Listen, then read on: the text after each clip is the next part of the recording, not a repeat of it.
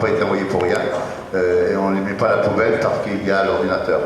Donc, un grand bravo et un grand merci pour ce travail que les étudiants font chaque année, de promotion en promotion, et que nous, conseillers des commerciaux de la France, avec notre ami responsable de la formation, Alain Hubault, qui est le grand responsable de la formation dans l'université avec nous tous, hein, et dans les BTS, et avec le travail d'arrache-pied de René Létru, et de Madame Létru d'ailleurs aussi. Hein, je crois qu'elle travaille beaucoup là-dessus, non?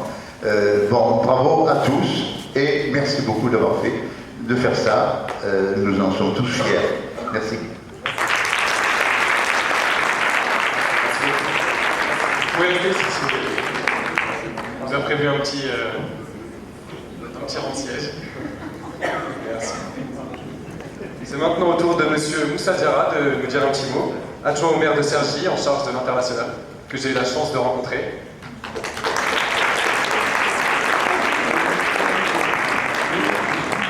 Bonjour.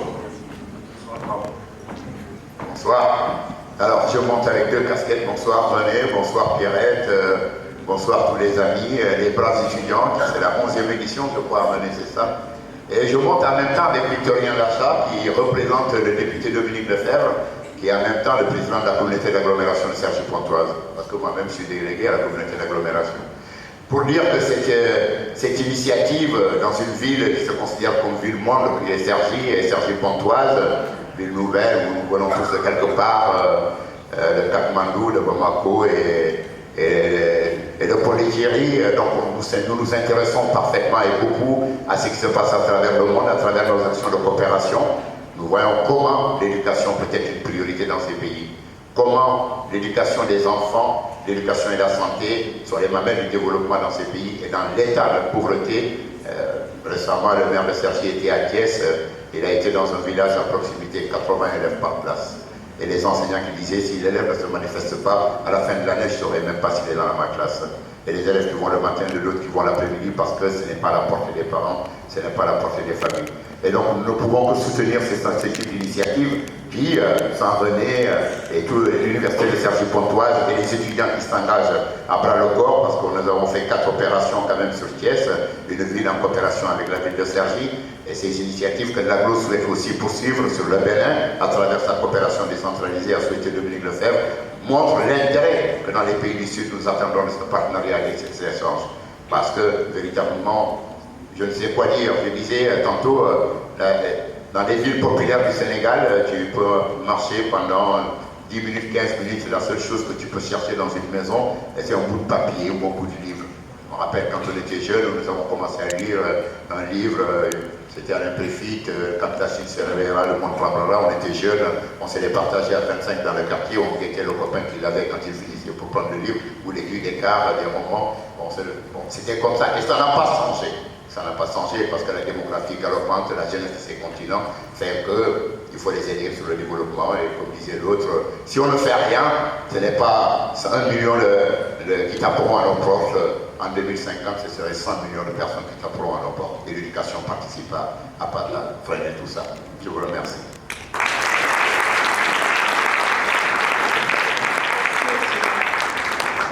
Je vais maintenant accueillir M. Victorien Lachat, chef de cabinet du président de la communauté d'agglomération de Cergy-Pontoise. Ah pardon. D'accord, autant pour moi.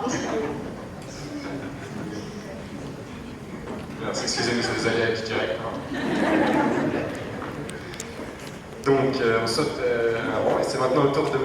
Yves Franco, président de l'ONG Madagascar Pontoise. Partage, pardon, excusez-moi.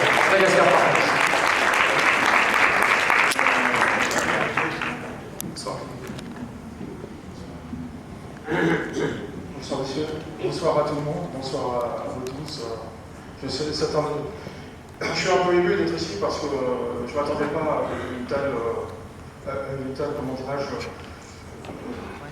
un tel engouement de la part de toutes les organisations qui sont ici.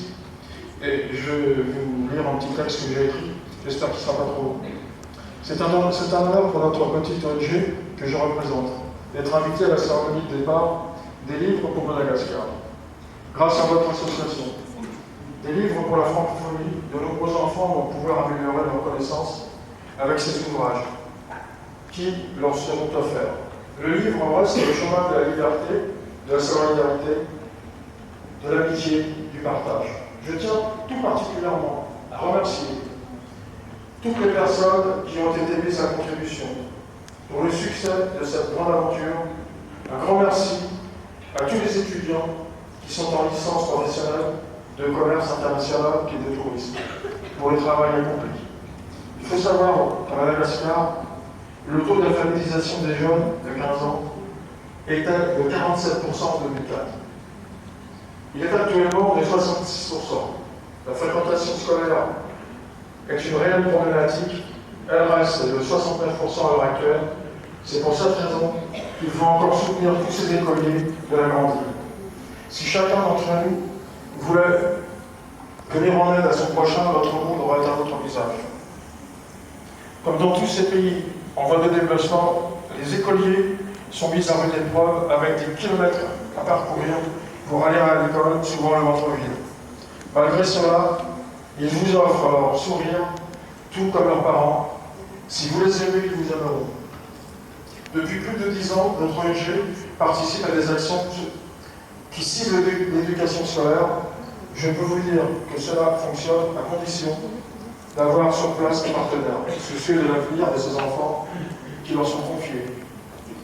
Être avant tout à l'écoute et partager ensemble de futurs projets de ces enfants qui sont aussi des nôtres. Pour le moment, nous soutenons 2 écoles sur la commune d'Alassour et un CEG, ce qui représente 2000 enfants, de 4 à 15 ans.